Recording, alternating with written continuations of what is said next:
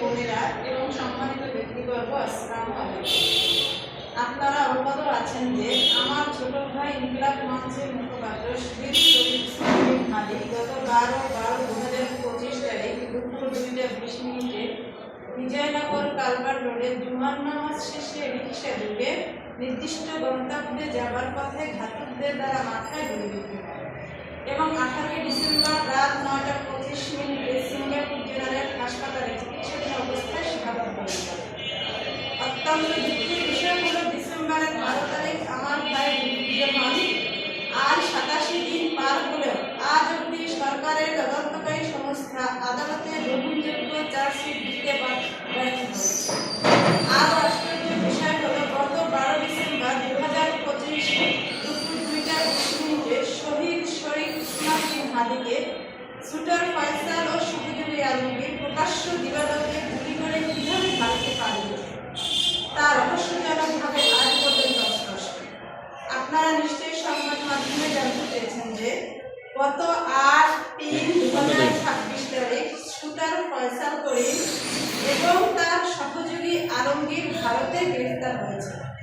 সরকারের কাছে আমার দাবি, বাংলাদেশ এবং ভারতের মধ্যে যে বন্দি বিনিময় চুক্তি রয়েছে তার মাধ্যমে অতি দ্রুত আসামিদের বাংলাদেশে ফিরিয়ে এনে প্রচলিত আইনের মাধ্যমে এই হত্যার পিছনে নির্দেশদাতা, অর্থের যোগানদাতা, শুটারকে ভারতে পালিয়ে যেতে সহায়তাকারী সহ সকল দোষীদের নাম জনসম্মুখে প্রকাশ করতে হবে। শুটার ফয়সাল করিম এবং সহযোগী আলমগীর সহ ঘটনার সাথে জড়িত পুরো চক্রকে আইনের আওতায় এনে বিচার কার্য সম্পন্ন করতে হবে। সরকারের কাছে আমার জোর দাবি, জাতিসংঘের তত্ত্বাবধানে তদন্ত কার্য সম্পন্ন করে চার্জশিট দাখিল করতে হবে। বাংলাদেশ সরকারের মাননীয় প্রধানমন্ত্রী জনাব তারেক রহমানের কাছে হাদি হত্যার বিচারের ব্যাপারে সর্বাত্মক সহায়তা কামনা করছি এবং শহীদ ওসমান বিন হাদির পরিবারের সকল সদস্যদের সর্বপ্রকার নিরাপত্তা দাবি জানাচ্ছি।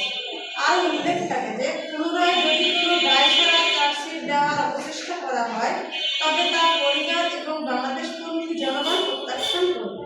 বিচার কার্য নিয়ে যদি কোনো ধরনের নাটক মঞ্চস্থ করার চেষ্টা করা হয় তাহলে বাংলাদেশপন্থী ওসমানীয় সকল শ্রেণী পেশার জনগণকে সাথে নিয়ে সময় উপযোগী যে কোনো কর্মসূচির মাধ্যমে তার রুখে দেওয়া হবে ইনশাআল্লাহ।